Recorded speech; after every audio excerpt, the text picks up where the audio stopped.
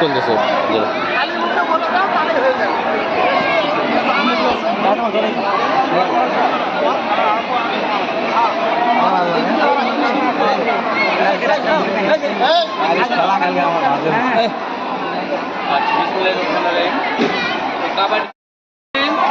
আসলে কাবাডি খেলাটা আমরা সচরাচর যখন তখন খেলি না।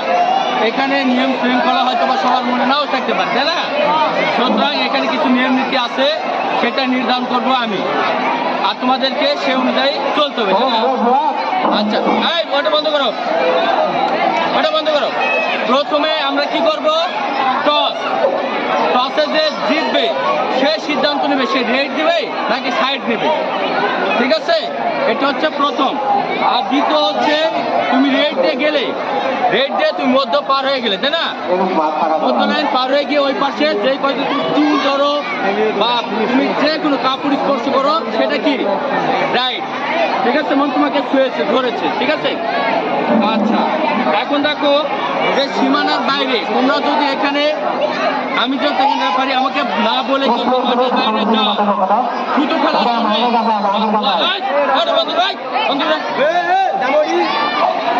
থুতু ফেলার জন্য বা ওয়াশরুমের জন্য যেখানে যাও না কেন তুমি মাঠ ত্যাগ করলে কিন্তু আউট, বুঝতে পেরেছো? সেটা তোমাকে অবশ্যই জানিয়ে দিতে হবে।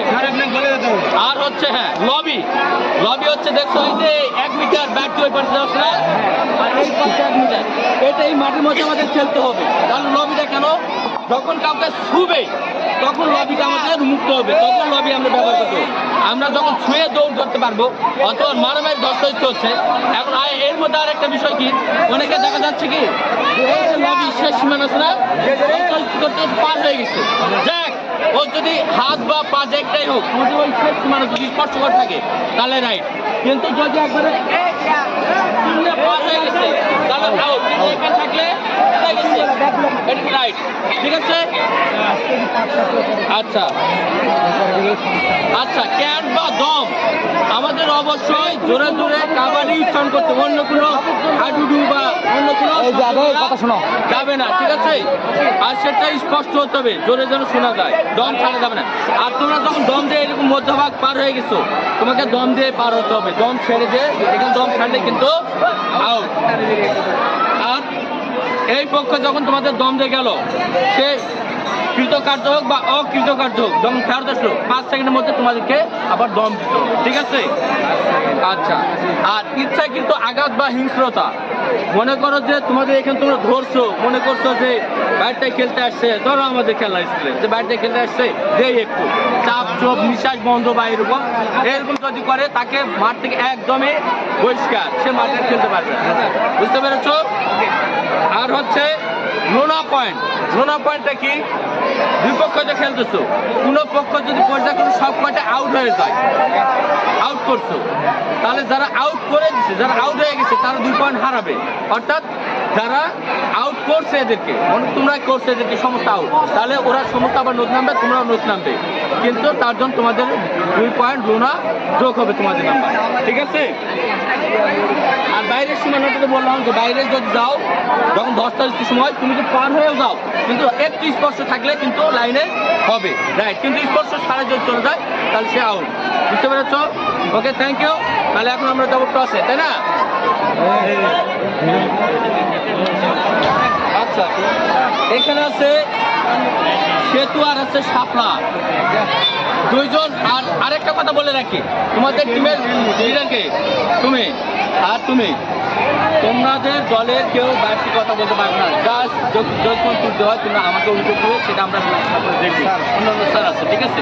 একটা কথা ছিল, আমাদের একটু কথা বলতে দাম দিন, ও দান নাও দিতে পারে, ঠিক আছে? ওকে, থ্যাংক ইউ। কি কত বলবেন মানুষ দিবে?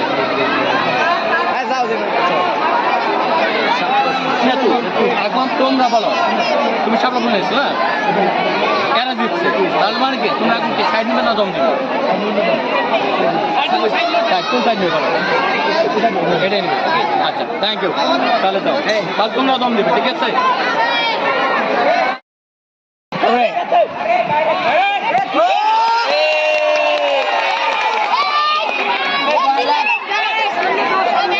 দুই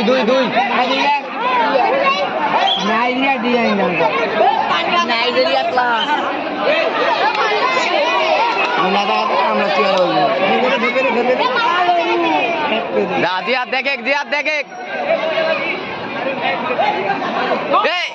এটাই ম্যান এটা ছাড়া ম্যানই নাই।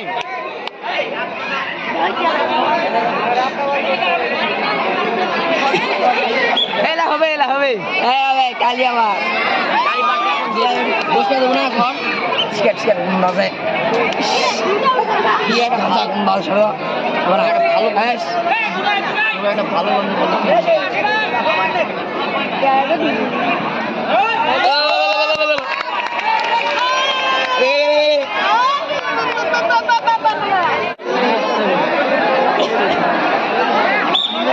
সাধু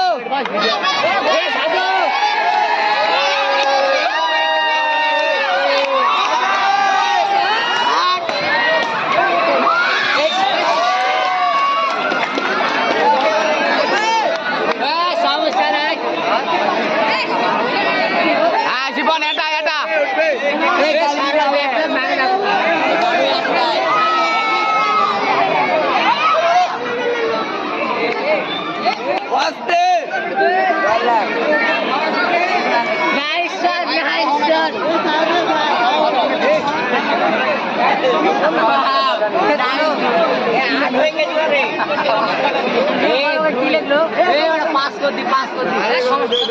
উল্টা পাল্টা করো না কিছু